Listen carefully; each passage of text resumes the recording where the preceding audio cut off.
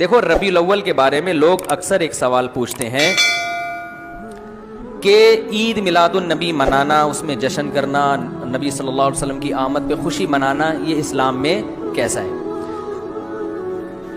ہم رسول اللہ صلی اللہ علیہ وسلم کی سیرت دیکھتے ہیں.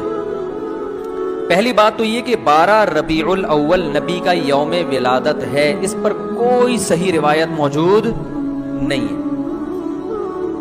اگر ہے تو بھائی کوئی دکھا دے، بھائی یہ روایت ہے، اس کے یہ راوی ہیں، سارے ثقہ راوی ہیں، ایسی کوئی روایت موجود نہیں ہے.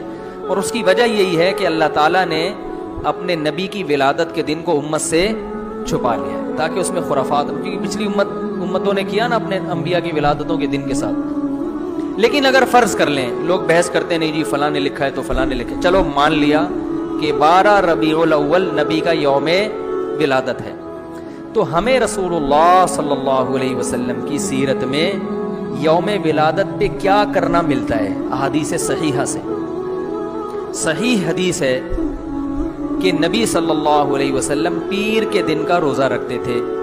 صحابہ نے پوچھا کیوں؟ آپ نے فرمایا یہ میرا یوم ولادت، پیر کو آپ پیدا ہوئے.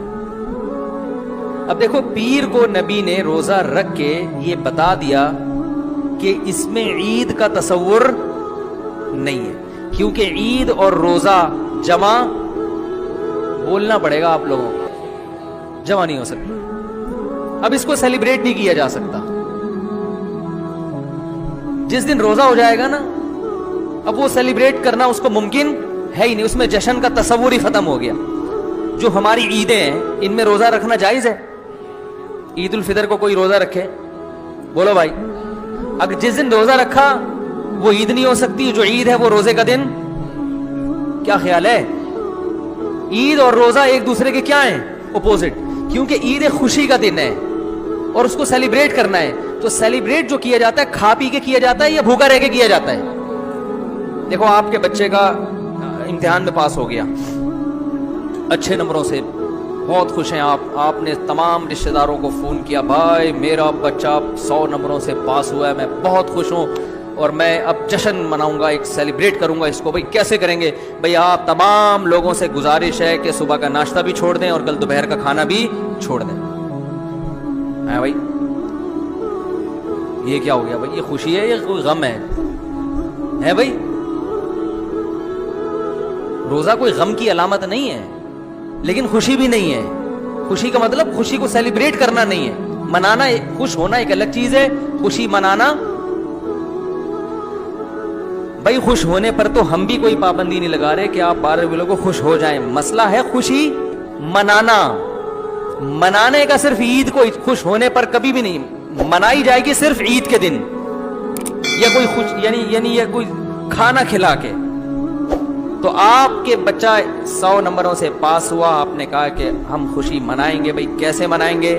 آپ بھی کھانا چھوڑ دیں اور ہم بھی کھانا لے. بھائی وہ کہیں گے بھائی پہلے ہم اس طرح تو ہوگا کہ آج ہم زیادہ کھائیں گے، اس طرح تو منائی جاتی ہے. تو یہ بات سمجھ میں آ گئی.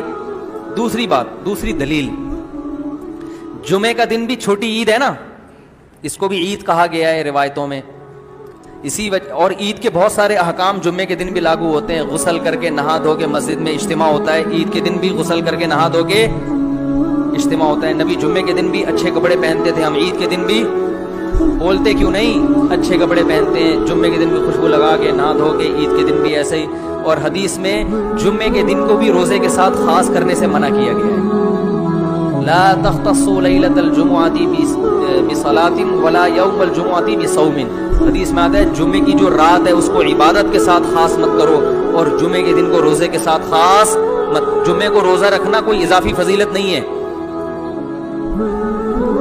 ویسے جائز ہے روزہ رکھنا کہ آپ کی چھٹی جمعے کو ہوتی ہے اس لیے رکھ لیا تو ایک الگ بات ہے، لیکن اس کو خاص فضیلت دے کے رکھنا تو یہ مکمل عید تو نہیں ہے. اس میں عید کا لک بہرحال بولو بھائی ہے. خطبہ بھی ہے، جیسے عیدین میں خطبہ بھی ہوتا ہے، 2 رکعتیں ہیں عیدین میں بھی 2 رکعت، لک ہے اس میں. اب ذرا ٹیکنیکل پوائنٹ کو سمجھیے گا آپ لوگ. یہودی سب سے پرانی قوم ہے، ان کے لیے جو مقدس دن تھا وہ کون سا تھا؟ ہفتہ، اور وہی ان کی چھوٹی عید تھا.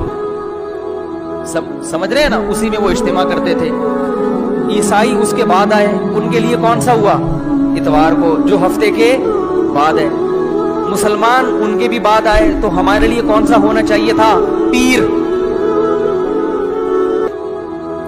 और ये यौम विलादत भी था, तो इसको तो ज्यादा फजीलत होनी चाहिए थी ना भाई, अकली लिहाज से भी और जो हिकमत है उसके लिहाज से भी। अकली लिहाज से इसलिए कि वो पहले थे तो हफ्ता, फिर उसके बाद इतवार, तो अब हमारे लिए पीर। और इसलिए भी कि नबी का यौम विलादत है, तो ये बतरीक़े औला पीर के दिन को फजीलत मिलनी चाहिए थी, क्योंकि वो नबी का यौम विलादत है। लेकिन चूंकि उसमें ईद का कॉन्सेप्ट है ना, इसलिए पीर का नहीं हुआ, बल्कि रिवर्स करके कहां ले गए? जुमे की तरफ। तो पीर के दिन या नबी के यौम विलादत से ईद का कॉन्सेप्ट इस्लाम ने खुरच खुरच के निकाल दिया है। इसमें ईद का कॉन्सेप्ट हो ही नहीं सकता, अपोजिट है उसका, रोजा है। बात आ रही है समझ में? इसलिए 12 रबीउल अव्वल अगर नबी का यौम विलादत है भी, तो बहुत कुछ भी अगर करना है तो रोजा रखना, हम तो उसके भी कायल नहीं है रोजे रखने के, क्योंकि नबी ने पीर का रखा है, 12 रबीउल अव्वल का नहीं रखा।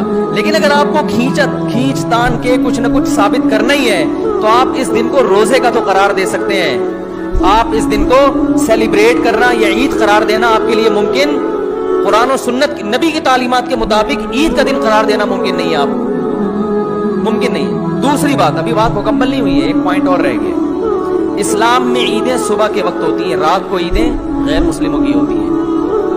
क्रिसमस ज्यादा जोश और खरोश से कम मनाया जाता है रात को, क्योंकि उसमें ढोल ढमक्के होते हैं, लाइटिंग होती है। लाइटिंग रात को जचती है, दिन में लाइटिंग, बोलो भाई, नहीं। जबकि इस्लाम के जो त्यौहार है वो कब होते हैं? सुबह के वक्त। सुबह सुबह आप इशराक के वक्त आओगे, नमाज पढ़ोगे, सवैयां खाओगे, गले मिलोगे, पतली गली से निकल लो।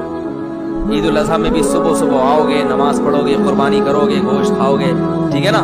ये सब काम तभी फुक़हा ने लिखा है कि मगरिब की नमाज के बाद जानवर को कुर्बान करना मकरूह है, जायज़ है मगर मकरूह, क्योंकि शायर इस्लाम में से है, दिन में होगा ये।